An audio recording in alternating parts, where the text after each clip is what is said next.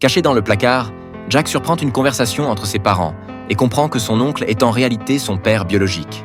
Sa mère est follement amoureuse de ce dernier, mais se sent coupable vis-à-vis de son mari. Écartelée entre ces deux forces qui déchireraient son cœur, elle commence à se faire du mal pour évacuer sa souffrance.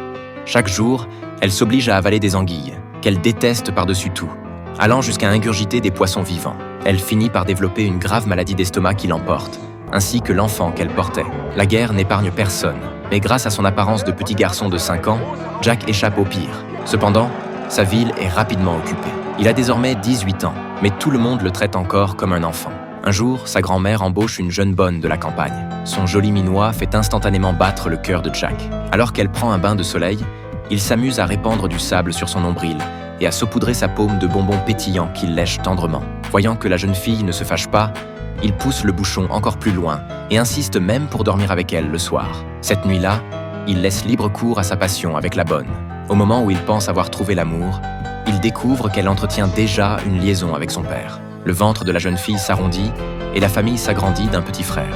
Mais Jack a le sentiment troublant que c'est son propre fils. Un jour, il croise dans la rue le directeur du cirque, devenu entre-temps l'artiste attitré des nazis. Ce dernier lui présente Aimée, une jeune fille aussi menue que lui. Ils vont boire un verre ensemble, et le directeur raconte en détail à Jack ce qu'il a vécu ces dernières années.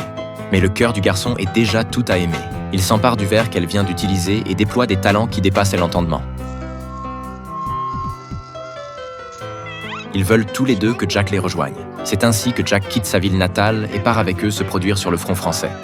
Il trouve l'amour au pied de la Tour Eiffel et le succès sur scène. Il pense que ces jours heureux ne finiront jamais.